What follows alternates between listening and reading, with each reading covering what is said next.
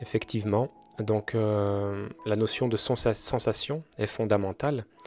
En tout cas là, on va parler de l'équanimité comme le Bouddha l'a enseigné. C'est c'est un des premiers, hein, je pense, à avoir vraiment développé cette notion.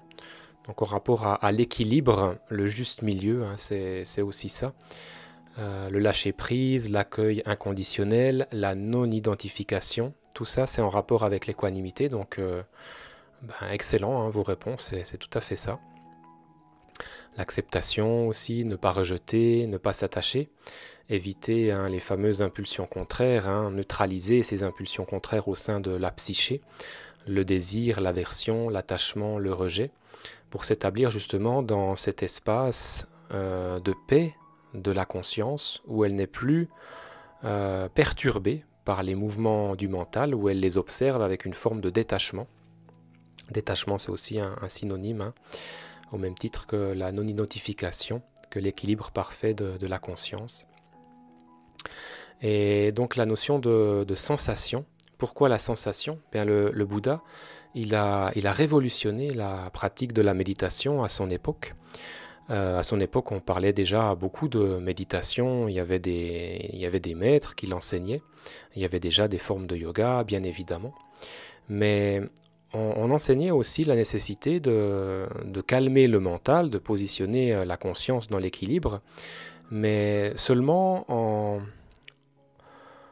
essayant de se détacher des objets extérieurs qui provoquaient en fait les réactions du mental. Et le Bouddha, au travers de sa propre expérience, il a été un petit peu plus loin.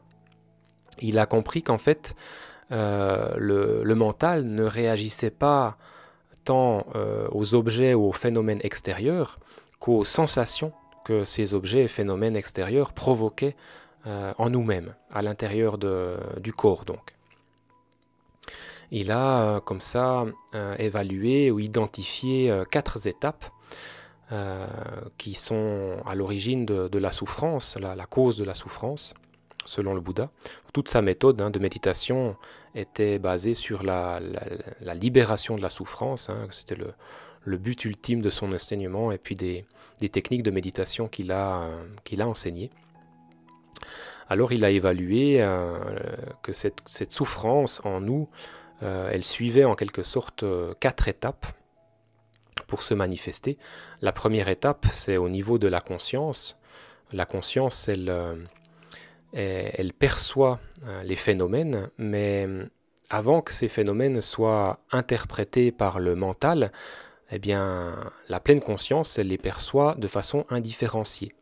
Il n'y a pas de jugement de valeur, il n'y a pas de bien ou de mal, il n'y a pas de positif, de négatif, il n'y a pas d'agréable, de désagréable. Cette première étape de la conscience pure, de la pleine conscience, elle se contente simplement de prendre note, en quelque sorte, des phénomènes. Ensuite vient la deuxième étape, qui est inhérente au mental.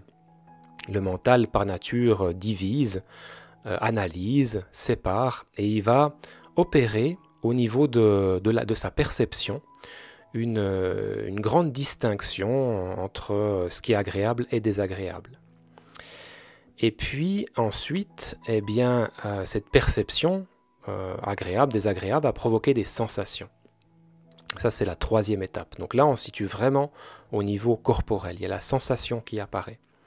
Si l'objet qui a été perçu par le mental génère une perception agréable, eh ben, ça va provoquer des sensations agréables. Si à l'inverse, cet objet est perçu négativement, eh ben, ça va déclencher des sensations désagréables.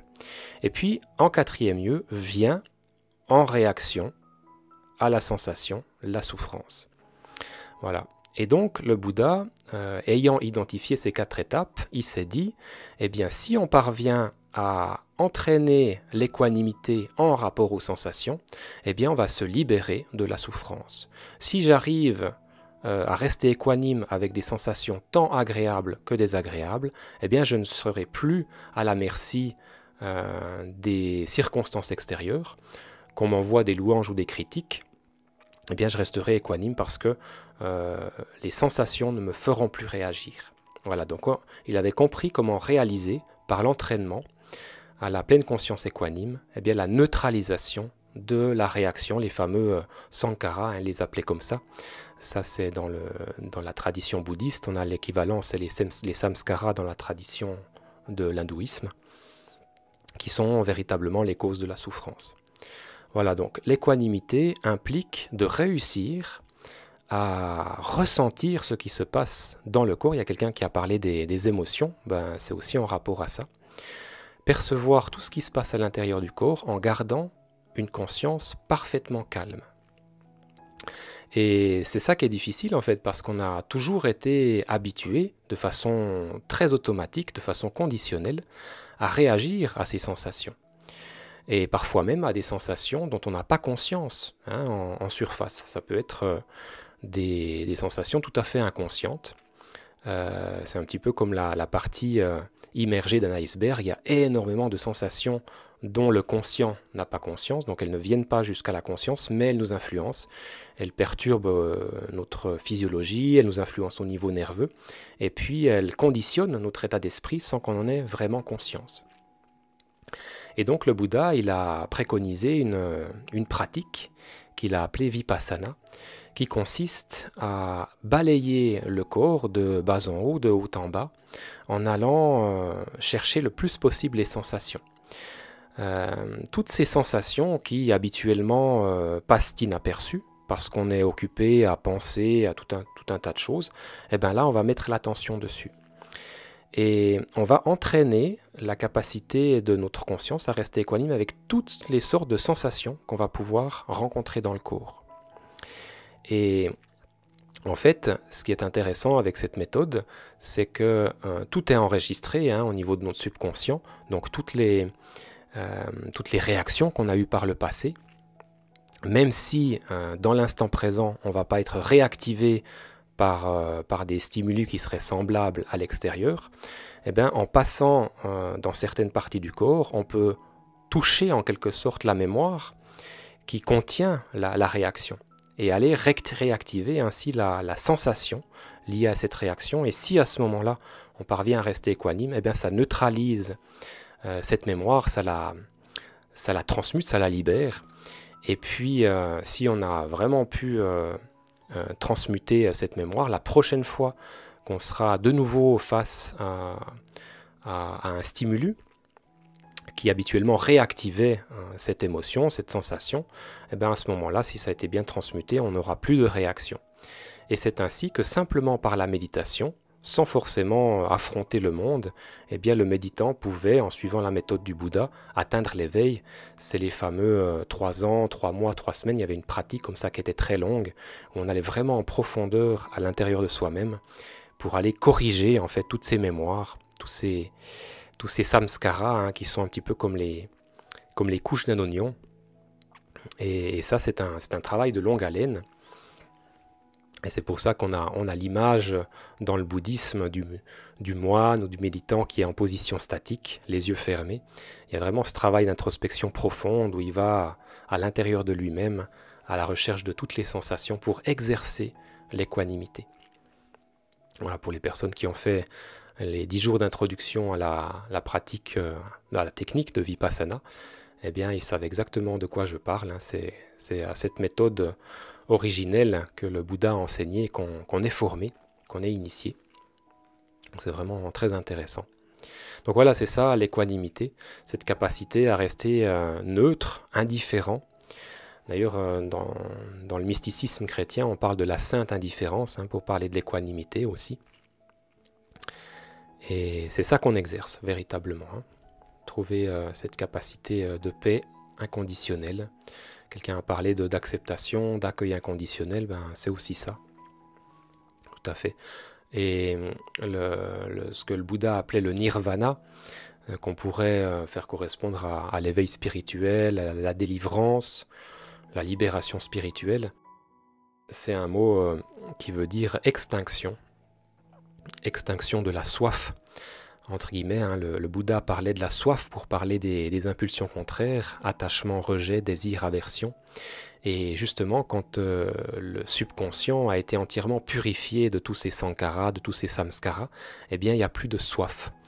La conscience, elle n'est plus sous l'emprise de ces réactions conditionnées, tout a été purifié. C'est un immense processus de catharsis, de purification de la psyché. Et donc la conscience, elle demeure de façon permanente dans l'équanimité. Plus rien ne peut venir la sortir de son état d'équanimité parfaite. Et c'est ça, simplement, le nirvana. Donc on peut mettre ça en rapport avec l'éveil dont parlent aussi les autres traditions. Un état d'équanimité parfaite. Alors ça, c'est typiquement la terminologie utilisée par le Bouddha. L'équanimité, vous savez que le Bouddha, il ne parlait pas du soi, il ne parlait pas de Dieu, il parlait... je ne sais même pas en fait s'il parlait d'ego, il parlait de l'individualité comme un ensemble d'agrégats, les 5 agrégats, des ensembles d'énergie justement toujours en mouvement, qui formaient comme ça l'illusion d'un moi, d'un ego, mais qui n'existait pas dans l'absolu. Parce que le Bouddha, justement, avec son introspection méditative, il avait remarqué qu'en fait, la réalité de la matière, c'était une sorte de mouvement perpétuel, des ondes, ils appelaient ça les kalpas ou les kalapas, je ne sais plus exactement le terme exact. Donc, la matière, dans l'absolu, c'est juste un ensemble de vibrations. Elle n'a pas de conscience propre, de conscience autonome. Le Bouddha disait même que la conscience, ce qu'on appelle la conscience individuelle, n'existait pas en tant que telle, qu'elle était interdépendante avec les objets de la contemplation. Donc il n'y avait pas pour lui effectivement d'entité autonome, un ego doté de conscience et encore moins un moi suprême ou ce genre de choses. Donc c'est très intéressant, très particulier aussi cette approche qui pourrait aujourd'hui être qualifié de scientifique. Le Bouddha était un pragmatique. Il avait rejeté tous les dogmes, tous les concepts, toutes les croyances, toutes les superstitions pour se baser uniquement de façon empirique sur la réalité de l'instant. Voilà.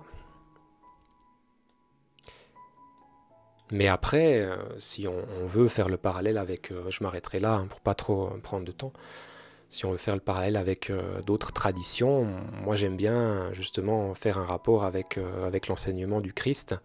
Pour moi, le royaume de Dieu et sa justice, que j'assimile à l'équilibre, c'est une façon aussi de parler de cette équanimité parfaite.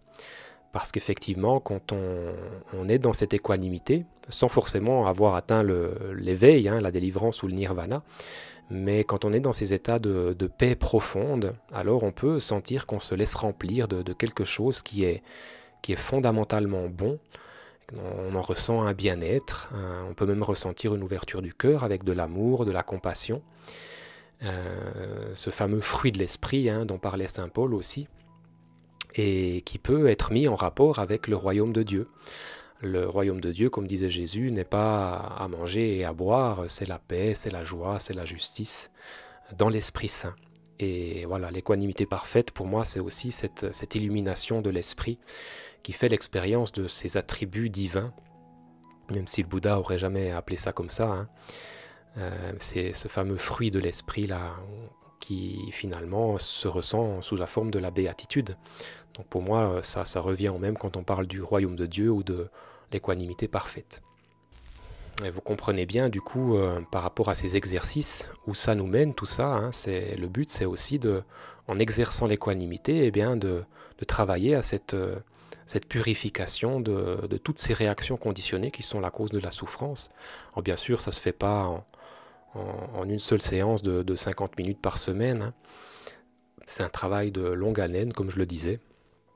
Ça implique de s'entraîner encore et encore, sans forcément s'astreindre à une ascèse comme a pu le faire le Bouddha, méditer la plupart du temps, comme on le fait aussi dans les initiations en Vipassana, on médite énormément. Vous savez que la méditation, c'est un état de conscience, c'est un regard qu'on pose sur l'instant présent, sur les sensations justement, et on peut, au travers d'une division de l'attention, le vivre le plus souvent possible. Donc même quand on fait des activités les activités du quotidien, des tâches ménagères, des choses qui sont assez machinales. On peut s'entraîner en travers de cette division de l'attention, d'être actif et puis tout en même temps, en parallèle, de ressentir ce qui se passe et d'entraîner l'équanimité. C'est en cela qu'on peut être actif dans le monde et puis s'entraîner aussi en parallèle. C'est un petit peu plus difficile, bien sûr, que quand on est posé les yeux fermés et qu'on se consacre exclusivement à la méditation. Mais c'est possible aussi et ça fait beaucoup de bien. Ça évite justement la dispersion, puisque s'il y a une partie de l'attention qui est concentrée, eh ben, on se laisse moins déporter par les pensées, par des réactions conditionnées justement. On garde davantage la maîtrise de soi. Et c'est aussi une façon d'apprendre à se connaître, parce que quand on maintient toujours une partie de l'attention sur soi-même, sur ce qui se passe tant dans le corps que dans le mental, vous savez qu'il y a ces deux niveaux qu'on peut observer, eh bien on est dans le connais-toi toi-même. On observe tous ces mécanismes de fonctionnement qui d'habitude nous agissent de façon très inconsciente, un petit peu comme si on était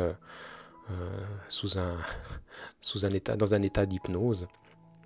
Les samskaras, c'est un petit peu nos hypnotiseurs.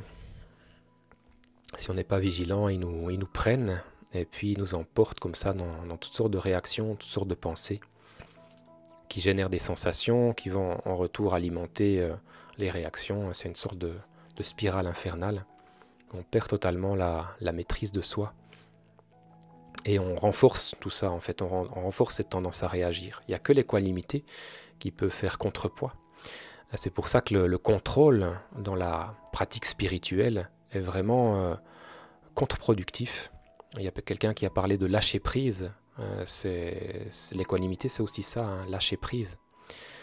Lâcher prise, c'est pas un mot qui nous vient des traditions, c'est pas une expression qui nous vient des traditions, mais elle est tout à fait à propos en ce qui concerne ce travail. C'est un lâcher-prise, à l'inverse du contrôle, justement. Le contrôle, c'est le mental, c'est le refus de ce qui est, ou l'attachement aussi à ce qu'on veut, à ce qu'on veut garder, parce que c'est agréable, parce que c'est positif, parce que ça correspond à quelque chose de plaisant. La vaisselle, par exemple, eh oui, tout à fait, ça c'est un bon exemple, un très très bon exemple. Voilà.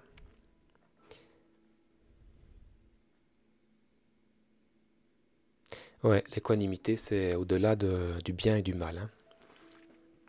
Ramana Maharshi décrivait l'équanimité comme l'unité au cœur de la diversité. Je trouve que c'est une belle définition aussi. Et Arnaud Desjardins disait que c'est la pierre de touche des sages, l'équanimité. Donc vous voyez à quel point cette notion est importante. Et pourtant, on n'en parle pas beaucoup. C'est pas un mot qu'on entend souvent. Bon, c'est vrai qu'on parle de détachement, de lâcher prise, de désidentification, de non-identification, d'accueil inconditionnel. Tout ça est un peu synonyme. Même l'amour inconditionnel est synonyme d'équanimité. Parce que quand vous vous placez dans ce juste milieu et que vous ne jugez plus, il n'y a plus de notion de bien et de mal, eh bien il ne reste que l'amour. Le non-jugement, c'est l'amour inconditionnel. À l'image du soleil, très bonne métaphore pour parler de l'équanimité. Le soleil projette sa lumière tant sur le saint que sur le criminel et ne fait pas de distinction. Et ça, on peut transposer ça à notre propre conscience vis-à-vis des sensations, justement. Aimer inconditionnellement tout ce qui est à l'intérieur de soi, l'agréable comme le désagréable, et c'est ça qui met la conscience dans le calme, dans la paix, et qui ouvre à la béatitude, à tous ces fruits de l'esprit dont j'ai parlé.